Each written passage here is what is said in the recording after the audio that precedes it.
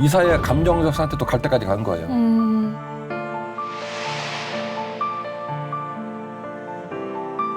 비극도 이런 비극은 없는 거예요.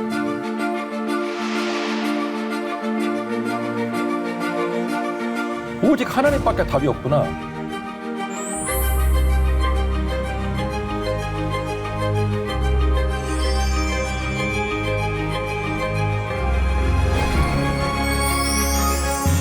주인 씨 잘 지내셨죠? 네, 목사님. 지난주까지 우리가 이사야 상편을 녹화를 했습니다. 어떠셨어요? 이사야 얘기 듣고? 저는 이사야서를 보면서 우리 프로그램 이름이 괜히 더 깊이가 아니었구나 하면서 다시 생각을 했는데요. 하나님의 경계에 대해서 목사님께서 이사야서를 통해서 풀어 설명을 해주셨잖아요. 그랬죠. 그래서 아하스 왕에 대해서 설명해 주셨고 또 이제 하편인 오늘은 아하스의 뒤를 이어서 히스기야가 어떻게 위대한 희망을 보일지 말씀을 해주셨는데 아주 많이 기대하면서 왔습니다. 그래요. 어쨌든 간에 그 이야기를 상편에서 잘 해온 것 같고 오늘 매듭을 잘 지었으면 좋겠습니다. 자, 오늘 하편을 이어가면서 여전히 생각해야 될 중요한 제가 내놓은 주제가 하나 있는데 하나는 하나님의 경계예요. 네. 하나님의 경계가 있다. 또 하나는 위대한 희망. 예. 이 하나님의 경계와 위대한 희망이 어디에 담겨 있냐면 이사야서에 담겨 있다는 얘기죠. 자, 지난주까지 얘기했던 아하스 왕 참 가슴 아팠습니다. 더 가슴이 아팠던 건 결국 다메섹에 가가지고 아수르 왕의 이방신에게 절하는 그 제사 양식들을 그림으로 그려가지고 이스라엘 성전을 다 전부 변화를 시켰던 개조를 시켰던 그야말로 제 입장에서 선 넘는 일이 벌어진 건데 끝까지 애를 먹이고 끝까지 하나님을 아프게 했던 그런 왕이었던 것 같습니다. 오늘은 그 아들 히스기야 이야기인데요. 다행인 건 히스기야는 처음에는 좀 멜랑꼴리 하다가 나중에 정신을 차립니다. 네. 그래서 좀 위로가 될 것 같은데요. 구간은 열왕기하 18장에서 20장 구간이고 역대하 29장에서 32장 구간이고 시청자 여러분 이사야서는 15장에서 39장 구간이 되겠습니다. 이 구간에 히스기야의 선택과 이사야의 충고에 관한 얘기가 나옵니다. 25세의 히스기야가 아버지 아하스의 왕위를 물려받아요. 그리고 유다 땅을 청소합니다. 참 다행이에요. 유다 땅에 벌어지고 있는 일련의 일들에 대하여 이건 아니다 해가지고 히스기야가 청소를 하는데 아살의 목상을 다 깨뜨립니다. 그렇게 하고 제사장 레위인들의 직책을 회복을 시켜서 성전 일에 전심전력할 수 있도록 모든 부분을 복구를 하는 일에 최선을 다해요. 아하스 왕이 이상한 짓거리 했다고 그랬죠? 다메섹 가가지고 그림 그려가지고 맞아요. 네. 막 이런 이상한 짓을 했는데 아세라 목상 다 깨뜨리고 제사장들을 복귀시키는 일들을 진행을 하게 속이 다 시원하네요. 됩니다.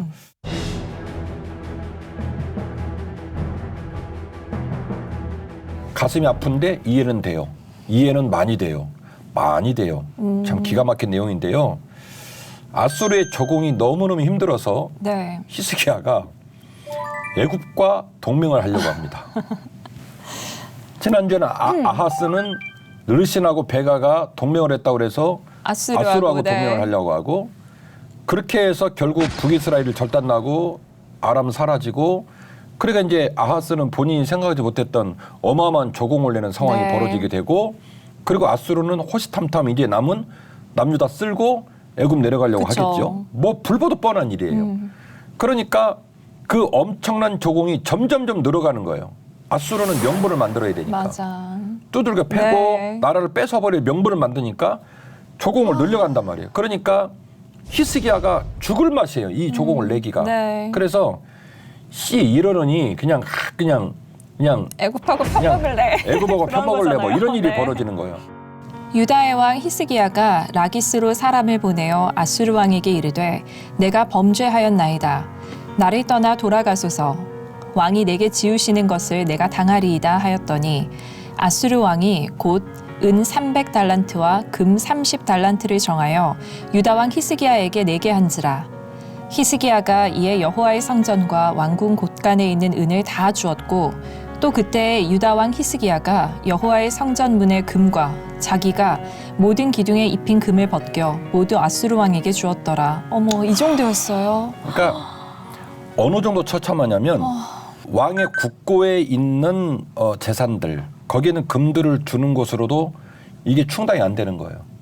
어떡하면 그래서 좋아. 하다 도금한 그 기둥들 뭐 벽 할 것 없이 모든 걸 긁어가지고 그걸 긁어가지고 조공의 양을 맞춰야 되는 너무 처참해요. 처참한 상황이 네. 벌어진 거예요. 그러니까 결국에는 지칠 대로 지친 상황이 벌어지는데 조공 금액이 방금 읽으신 그 열왕기하 18장의 보도에 따르면 금은 30달란트, 음은 300달란트예요. 30, 네. 300. 금 30, 은 300. 300달란트인데 사네립 비문이라는 게 있어요. 아수르 왕 사네립의 비문. 그 비문에는 이게 개수가 달라. 그러니까 성경 말씀의 그 이야기하고 당사자인 사네립이 만든 비문에 쓰인 거하고 또 내용이 달라. 어떻게 다르죠? 금이 30달란트는 똑같은데 네. 비문에는 은은요 800달란트가 됩니다. 그래서 역사학자들은 네. 여러 가지 추론을 해요. 이왕 조세를 받아오는 거 좀 뻥튀기 해가지고 더 좀 어깨에 힘을 주고 싶었다라든지 그 권위를 드러내고 싶었다라든지 네. 뭐 용도는 다르겠습니다만은 어쨌든 성경에서는 금 30달란트, 은 300달란트이고 사네립 비문에는 금 30달란트, 은 800달란트이고요. 그다음에 이 아수르 비문 말고 사네립의 증언이 또 있어. 기록물이. 네. 거기에는 설상가상 금액이 더 올라갑니다. 그래서 거기는 금이 80달란트, 엄청난 차이인데요? 은이 800달란트. 그래서 아까 중간에 있는 건 은이 올라가고 뒤에 있는 건 금도 금이 올라갑니다. 그래서 금이 80달란트, 은이 800달란트. 금 1달란트는요. 은이 15달란트예요. 그냥 외우지 마세요. 제가 다 수학해 왔으니까 금 네. 한 달란트는 은이 15달란트고요. 네. 은 한 달란트는 드라크마로 따지면 6천 드라크마예요. 와. 그럼 드라크마가 왜 나오냐? 1 드라크마가 노동자 1을 풍삽시예요. 어머나. 1 드라크마가 노동자가 하루 일을 한 풍삽시라고요. 그런데 6천 드라크마가 은 1달란트예요. 은 15달란트가 금 1달란트예요. 그런 표정 지어줘서 고마워요. 상상이 안 돼요. 은 1달란트가 되려면 노동자가 16년 노동을 해야 은 1달란트가 돼요. 세상에. 그래서 아수르 왕이 받아간 조공을 제가 환산을 해보니 열왕기 기록의 기준으로 따지면 네. 금 조공이 한 사람이 7,397년 노동을 해야 되는 금액이에요.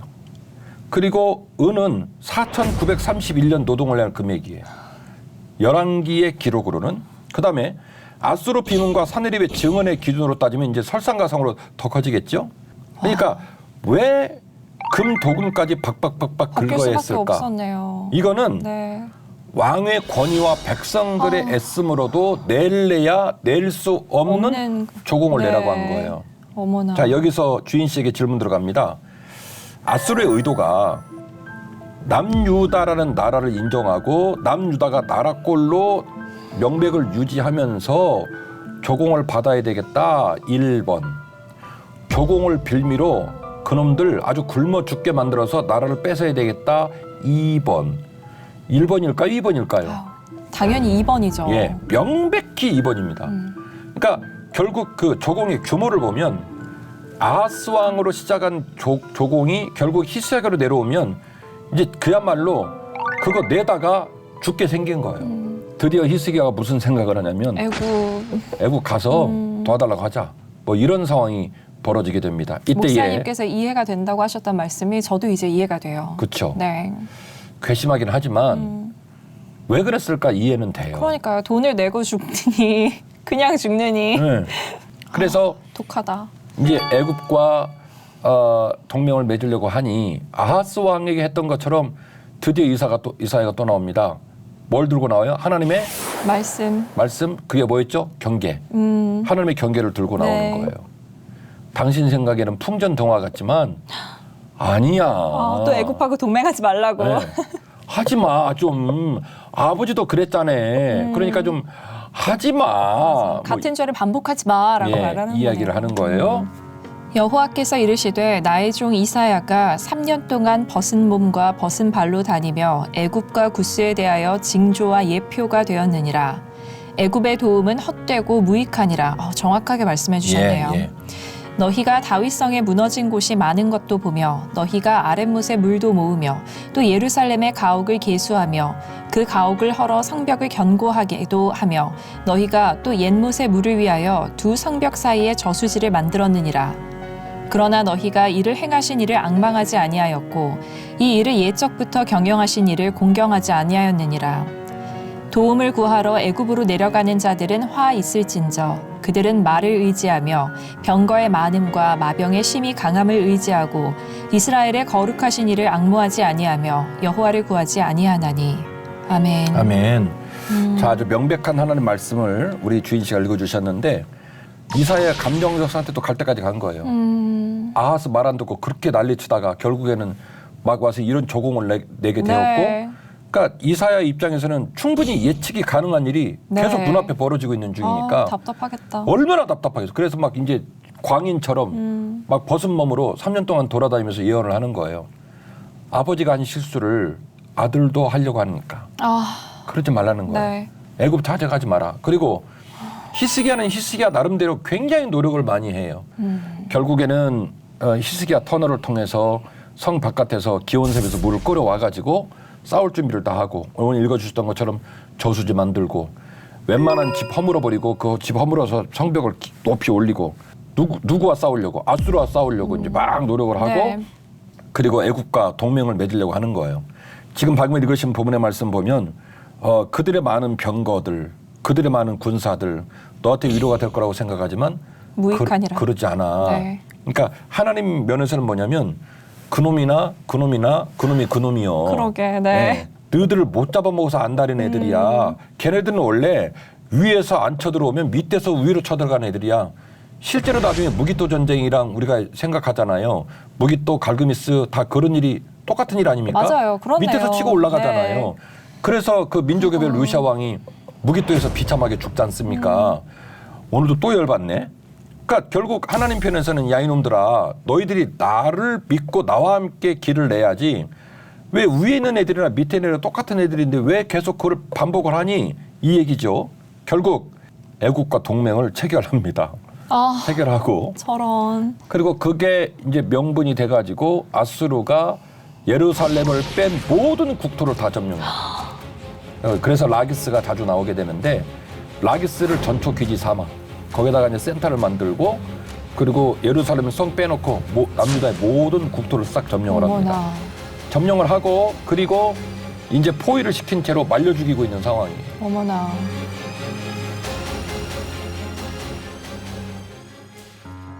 히스기야 왕 14년에 아수르 왕 산헤립이 올라와서 유다의 모든 견고한 성을 쳐서 취하니라. 맞죠? 네. 가슴이 아파요. 히스기야 왕이 듣고 그 옷을 찢고 굵은 배를 두르고 여호와의 전에 들어가서 왕궁의 책임자인 엘리야김과 서기관 셈나와 제사장 중 장로들에게 굵은 배를 둘러서 아모스의 아들 선지자 이사야에게로 보내매 그들이 이사야에게 이르되 히스기야의 말씀이 오늘은 환난과 징벌과 모욕의 날이라 아이를 낳을 때가 되었으나 해산할 힘이 없도다. 내가 나와 나의 종 다윗을 위하여 이 성을 보호하여 구원하리라 하셨나이다 하였더라. 이 밤에 여호와의 사자가 나와서 아수르 진영에서 군사 18만 5천 명을 친지라. 아침에 일찍이 일어나 보니 다 송장이 되었더라. 아멘. 산헤립이 올라와 가지고 결국 남유다의 모든 땅을 다 뺏고 라기스를 전투기지를 삼아요. 그리고 이제 예루살렘은 포위를 해서 말려 죽이는 상황이 벌어진 거죠.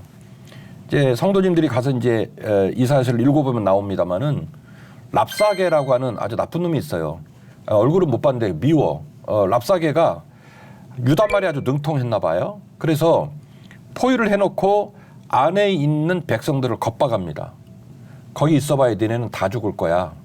굶어 죽고 목이 말라 죽고 화살이 맞아 죽고 막 이렇게 날마다 겁박을 하는데 겁박하는 내용이 너무너무 무서워가지고 그런다고 들어줄까 싶습니다만은 히스기야를 비롯한 예루살렘 성에 있던 대신들이 빌어요. 뭐라고 비냐면 네. 랍사게요. 당신이 우리를 멸하려고 우리에게 벌을 하려고 우리에게 수많은 겁박들을 하는 걸 우리가 뭐라고 하겠습니까마는 웬만하면 그냥 아람말로 하시든지 우리 유다말로는 하지 마세요. 백성들이 그 말을 다 알아듣습니다. 주인 씨 그게 의미가 있겠어요? 지금 우리를 죽이려는 사람이 우리 백성들을 겁박하고 있습니다. 그러면 창 들고 나가고 활 들고 나가서 싸워서 이기든지 그렇죠. 안에 숨어가지고 너무 그 겁박이 비참하니까 백성들이 그 얘기를 듣고 막 너무너무 힘들어하니까 한다는 말이 비극도 이런 비극은 없는 거예요. 랍사가 입장에서는 백성들 알아들으라고 유다말로 하는 거예요. 근데 그걸 빈다고 그렇게 뭐 말을 바꿔주겠습니까? 이런 상황들이 벌어지게 되는 거죠. 그래서 히스기야가 이 정도 밀리고 나니까 제정신이 들어요. 이 정도 밀리고 나니까 이거는 뭐 아수르도 아니고 이제 사라지고 말았지만 아람왕 뭐 르신도 아니고 이거 뭐 애굽 파라오도 아니고 아이고야 오직 하나님밖에 답이 없구나. 그렇게 해서 이제 옷을 찢고 머리를 풀어 헤치고 부랴부랴 이제 하나님께 죽기 살기로 매달리기 시작하는 거죠. 그래도 돌아와서 다행이다. 그리고 그 이야기를 이사야에게 전하고 그러는 네. 과정들을 통해서 결국에는 18만 5천 명이 하루아침에 죽고 결국 랍사게를 비롯한 사내립이 돌아가는 일련의 이제 일들이 벌어지는 그런 네. 일들이 이제 벌어지게 되는 거예요. 하나님의 경계가 있었다는 것이 확증되게 된 거죠. 아멘. 하나님의 경계가 이런 놀라운 일들을 겪게 되었어요.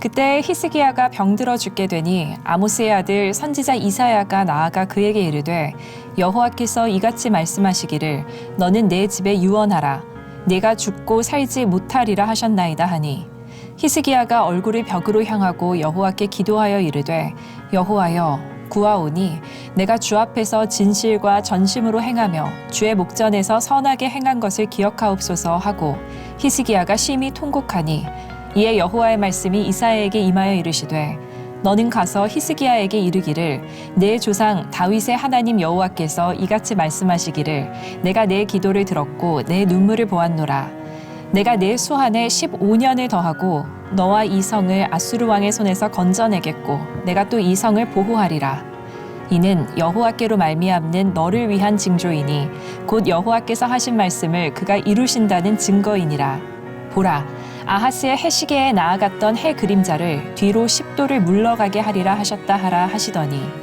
이에 해시계에 나아갔던 해의 그림자가 10도를 물러가니라. 아멘. 아멘.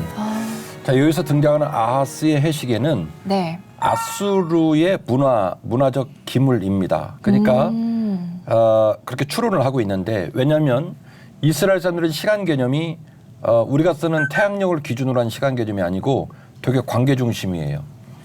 누구누구 왕이 즉위를 한 몇 년 후 절대적 기준이 없어요. 이렇게 관계로 네. 설명을 하는 네. 편인데 태양력을 쓰고 있었던 주변의 열강들은 비교적 정확한 시간 개념을 갖고 있고 해시계를 이제 운용하는 입장인데 결국 좀 특이한 얘기가 나와요. 10도를 뒤로 밀렸다라는 얘기인데 어쨌든 생명을 연장했다라는 얘기를 할 때 이 일이 그냥 허망한 말장난에 지내지 않고 역사적 사건이었다. 하나님께서 자연과 물리적 법칙을 뒤로 복귀시키면서 생명을 연장했다라는 식의 표현이 나옵니다.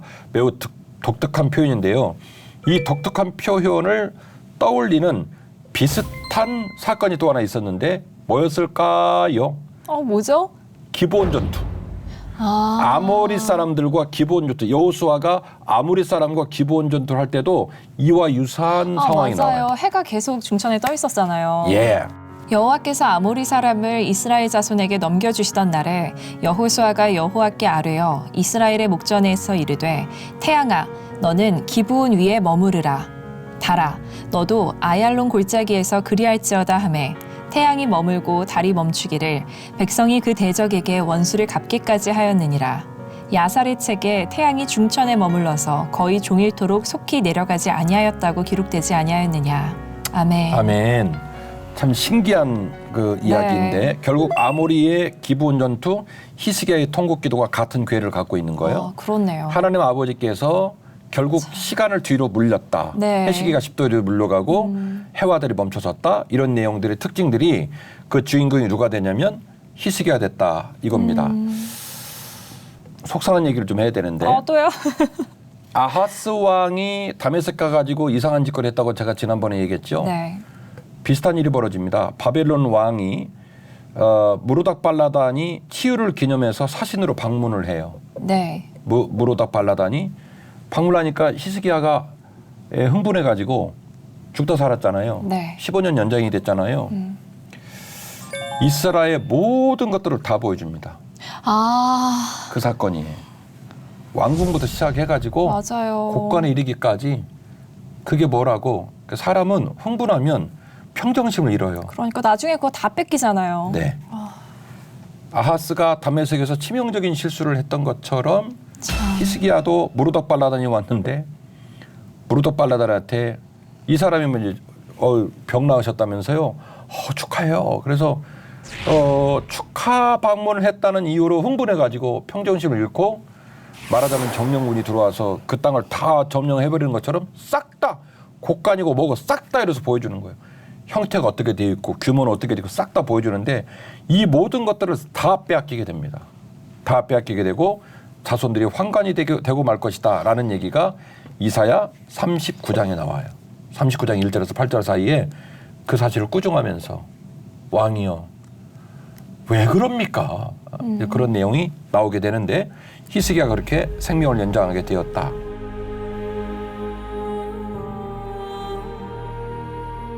이사야서가 독특하다고 말씀을 드렸는데 그 독특성은 초림 예수 메시아의 등장을 구약에서 정확하게 그리고 자세하게 그리고 굉장히 많은 분량으로 얘기하고 있더라는 거예요. 네.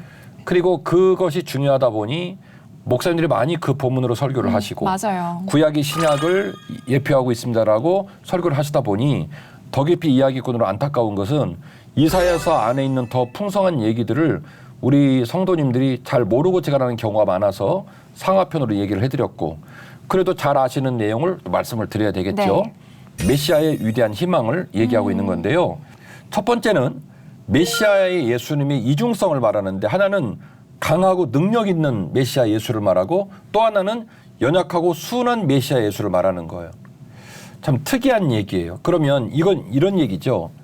난감하고 어려운 문제를 풀고 그리고 절대로 극복할 수 없는 문제를 해결할 수 있는 권세와 능력이 강하고 능력 있는 예수 그리스도 메시아에게 있다라고 말할 수 있고 반대로 그렇게 위대한 메시아임에도 불구하고 연약하고 깨지고 상하고 부족한 자들의 연하고 순한 자의 모습으로 그들을 돌보는 분이 또한 메시아 예수다라고 하는 얘기가 될 텐데요. 이 두 본문을 한번 읽어주세요. 이는 한 아이가 우리에게 낳고 한 아들을 우리에게 주신 바 되었는데 그의 어깨에는 정사를 메었고 그의 이름은 기묘자라 모사라 전능하신 하나님이라 영존하시는 아버지라 평강의 왕이라 할 것임이라. 그 정사와 평강의 더함이 무궁하며 또 다윗의 왕좌와 그의 나라에 군림하여 그 나라를 굳게 세우고 지금 이후로 영원히 정의와 공의로 그것을 보존하실 것이라. 만군의 여호와의 열심히 이를 이루시리라. 아멘. 아멘. 우리는 다 양 같아서 그릇 행하여 각기 제 길로 갔거늘 여호와께서는 우리 모두의 죄악을 그에게 담당시키셨도다. 그가 곤욕을 당하여 괴로울 때에도 그의 입을 열지 아니하였으며 마치 도수장으로 끌려가는 어린 양과 털 깎는 자 앞에서 잠잠한 양같이 그의 입을 열지 아니하였도다. 아멘. 비아돌로사 길이라고 얘기를 해요. 예수님께서 사형 언도를 받으시고 결국 이스라엘 예루살렘 성의 남문 쪽 아래에 가야바의 법정이 있습니다. 그 대제사장이었던 가야바의 법정에서 사형 선고를 받고 그 성 밖에 동쪽 기드론 골짜기 쪽으로 걸어서 다시 요반문 쪽으로 올라가 가지고 결국 빌라도에게 최종적으로 사형 판도를 받고 그리고 이제 드디어 골고다 언덕을 올라가시게 되는데 그 길이 지금도 그렇게 되어 있습니다만은 그냥 시민들이 사는 길이었어요. 아이들, 주부, 남편, 할아버지 모든 사람들이 일상적인 삶을 살아가는 지역을 그대로 통과해서 올라가시는 거죠. 그 발걸음이 얼마나 외롭고 힘이 들었을까. 채찍 소리가 처절하게 쏟아져 나오고 피가 뚝뚝뚝 떨어지고 오죽했으면 십자가를 지지 못해서 그 십자가를 다른 사람에게 위탁하는 일까지 벌어질 정도로 고통스러운 길을 걸어가는데 주님은 어린 양처럼 아무 말 하지 않고 그 모진 고통을 당했다는 거예요. 주인 씨도 몽골에서 사역을 해본 경험이 있습니다마는 제가 몽골 가가지고 그 모습을 보고 많이 울었어요. 몽골 목장 주께서 양을 한 마리 데려와서 하루박이라고 하는 그 몽골의 그 고유한 음식을 만들어주는 과정 속에서 양의 목숨을 이제 뺏게 되는데 제가 너무 충격을 받고 가슴이 아팠던 건 그 한 마리의 양을 뒤에서 그 농장주가 감싸고 혼자서 잡아요. 이렇게 감싸고 자세히 말은 안 할게요. 양의 생명을 빼앗는 과정에 있어서 양이 비명을 지르질 않습니다. 몸부림도 안 칩니다. 그냥 그 품에서 조용히 죽음을 받아들여요. 근데 그 모습이 너무 낯설고 너무 가슴이 저는 아팠어요. 근데 지금 읽어주신 이사야 53장 6절 이하의 본문에서 말하고 있는 장차 이 땅에 오실 예수 그리스도 메시아가 이 땅에 상하고 깨진 자들을 돌보고 그들을 섬기기 위하여 어떤 모습으로 살고 어떤 길을 걸어갈지 그 땅에 어두운 땅에 임할 깨지고 상한 자들에게 임할 위대한 희망이 어떤 방식으로 임하게 될 건지 또한 그 땅을 통치하는 위정자와 통치자들이 있지만 그 모든 위정자와 통치자를 넘어서는 위대한 리더십과 그 위대한 권위를 가진 메시아를 이사야가 이야기하고 있더라는 것이죠.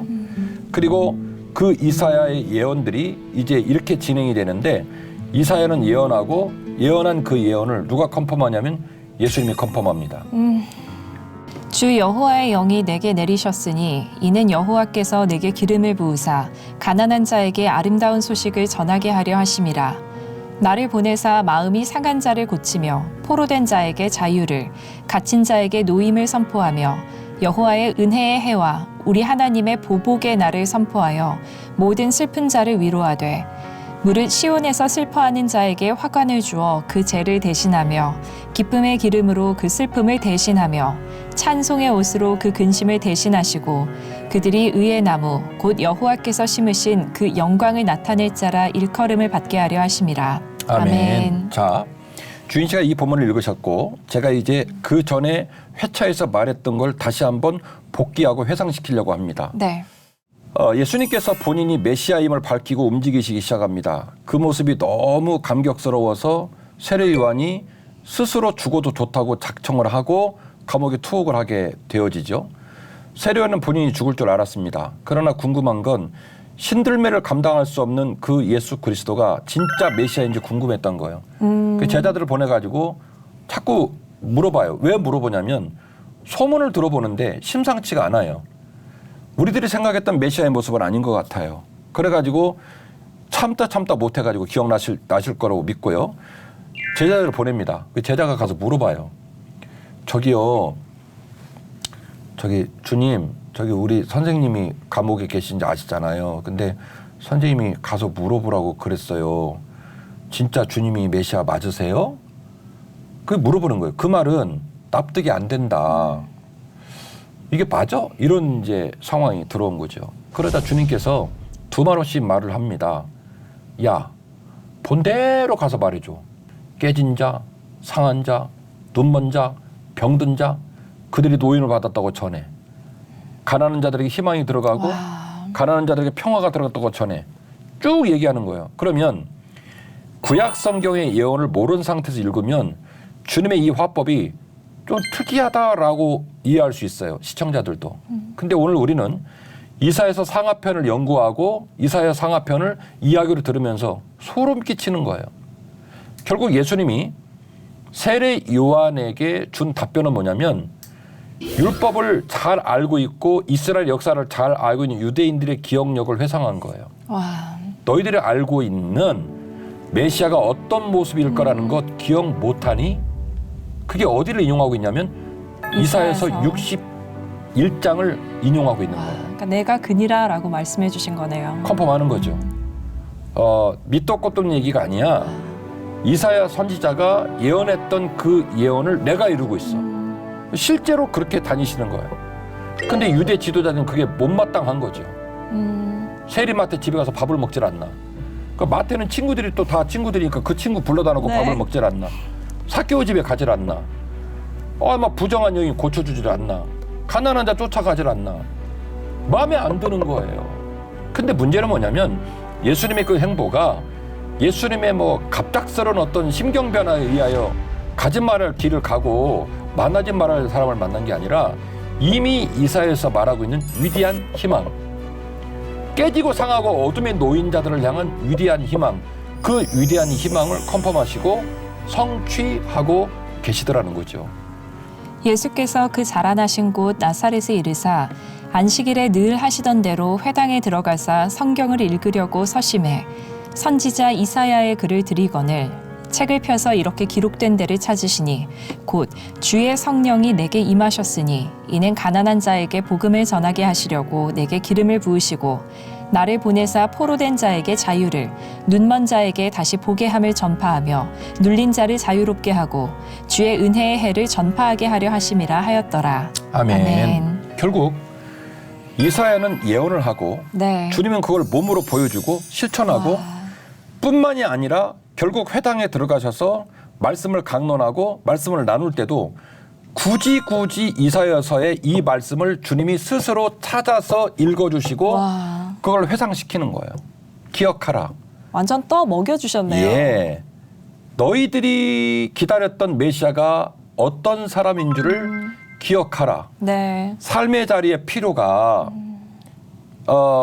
헤롯 아켈라오가 통치했던 지역은 빌라도가 와가지고 친정을 하고 있는 중이고 위쪽 사마리아 지역은 안티파스가 난리를 치고 있고 네. 그 위쪽 갈릴레아 북쪽은 필립이 난리를 치고 있고 더 크게는 로마가 니네 땅을 먹었지만 그래서 먹고 사는 일이 너무 힘들어서 많은 사람이 구걸을 해야 되는 상황이 놓여 있지만 그러나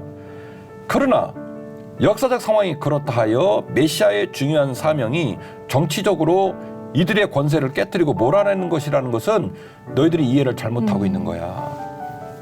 구약에서 예언하고 있는 그 예언된 메시아가 바로 나고 나는 하나님 아버지의 예언과 뜻을 따라 상하고 깨지고 눈먼 자와 힘든 자들을 돌보고 살리러 왔어. 아멘. 라고 주님께서 말씀을 하셨던 거죠. 예수께서 12제자에게 명하기를 마치시고 이에 그들의 여러 동네에서 가르치시며 전도하시려고 거기를 떠나가시니라. 요한이 옥에서 그리스도께서 하신 일을 듣고 제자들을 보내어 예수께 여짜오되 오실 그이가 당신이오니이까 우리가 다른 이를 기다리오리이까. 예수께서 대답하여 이르시되 너희가 가서 듣고 보는 것을 요한에게 알리되 맹인이 보며 못 걷는 사람이 걸으며 나병 환자가 깨끗함을 받으며 못 듣는 자가 들으며 죽은 자가 살아나며 가난한 자에게 복음이 전파된다 하라. 누구든지 나로 말미암아 실족하지 아니하는 자는 복이 있도다 하시니라. 아멘. 제 말이 맞죠? 네. 결국 주님께서 막 앞인지 뒤인지 모르고 헷갈려하고 주님을 믿어야 될지 말아야 될지 주님을 믿는다면 왜 우리는 그 길을 따라가야 할지 자기 정체성이 헷갈리고 있는 자들에게 주님이 정확하게 말하는 거예요. 가서 네. 보고 들은 대로 전해. 그리고 그 이야기는 내 독단적인 얘기가 아니라 이미 나의 아버지가 이사야 선지자를 비롯한 수많은 구약의 예언자들을 통하여 이미 예견하시고 그리고 명하신 나의 사명이야. 그렇게 얘기를 하시면서 자기를 드러내게 되는 거죠.